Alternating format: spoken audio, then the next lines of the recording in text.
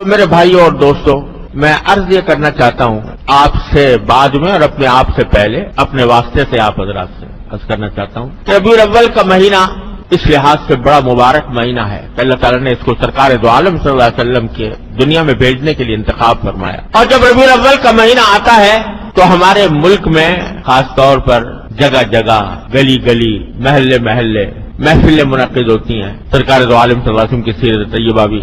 کا بیان بھی ہوتا ہے، جلسے بھی ہوتے ہیں، چراغاں بھی کرتے ہیں لوگ، اور نہ جانے کیا کچھ عید میلاد النبی کے نام پر کیا جاتا ہے۔ لیکن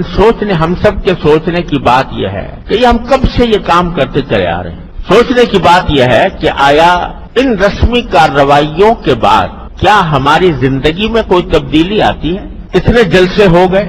اتنی تقریریں ہو گئی،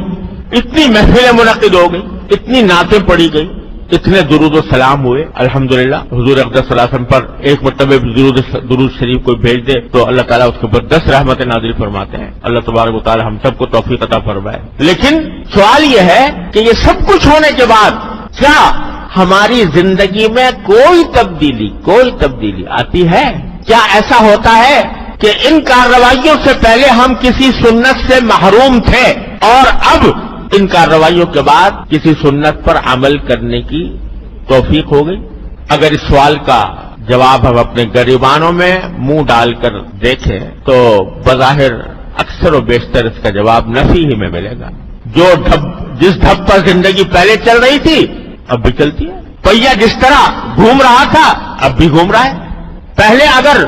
سرکار دو عالم صلی اللہ علیہ وسلم کی سنتوں کی اتباع کی فکر نہیں تھی اب بھی نہیں، تو بتائیے کہ آیا اس بات سے سرکار دو عالم صلی اللہ علیہ وسلم خوش ہوں گے کہ میری امت کے لوگوں نے میری تعریفیں تو بہت کر لی، لیکن کیا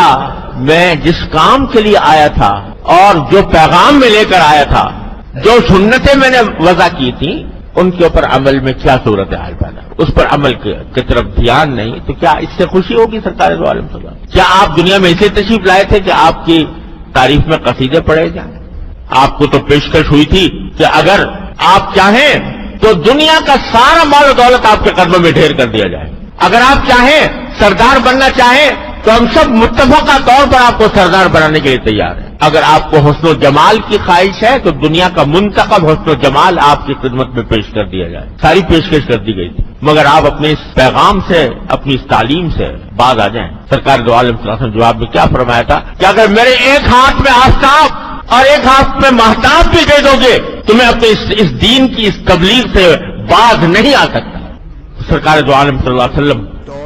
اگر محض تعریف ہی کرانی ہوتی تو وہ اس وقت پیغام قبول کر لیتے۔ تو ہم سب کے سوچنے کی بات یہ ہے کہ آیا ان ربیع الاول کے مہینے کے آنے کے بعد ہم سرکار دو عالم صلی اللہ علیہ وسلم کی تعلیمات پر عمل میں کوئی ہمارے ترقی ہوتی ہے؟ بلکہ افسوسناک بات یہ ہے کہ حضور اقدس صلی اللہ علیہ وسلم کی سیرت طیبہ کے نام پر ہم وہ کام کرتے ہیں جو سرکار دو عالم صلی اللہ علیہ وسلم نے جن کی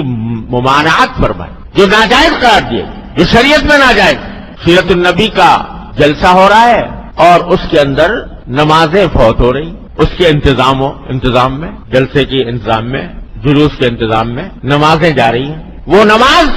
جو بستر مرگ پر بھی معاف نہیں ہے، وہ نماز چھوٹ رہی ہے، جماعت چھوٹ رہی ہے۔ اور آج اب تو یہ ہونے لگا ہے کہ مخلوط مرد و عورت کی ملی جلی نشستیں سیرت النبی کے نام پر، مرد بھی ہیں اور عورتیں بھی بے پردہ بناؤ سنگار کر کے اس محفل میں موجود ہیں، جس کو مٹانے کے لیے سرکار دو عالم صلی اللہ علیہ وسلم تشریف لائے تھے، وہ حضور کے نام پر ہو رہا ہے۔ اور اب تو نعتیں، حضور اقدس صلی اللہ علیہ وسلم کی نعت اتنی زبردست فضیلت کی چیز ہے، سرکار دو عالم صلی اللہ علیہ وسلم کا ذکر مبارک، وہ نعت پڑھی جا رہی ہے اور موسیقی کے ساتھ پڑھی جا رہی ہے۔ جس موسیقی کے آلات کو آپ کو یہ فرمایا آپ نے کہ میں ان کو مٹانے کے لیے آیا ہوں، وہ نعتیں ہو رہی ہیں، حضور کی بظاہر تعریف بیان ہو رہی ہے اور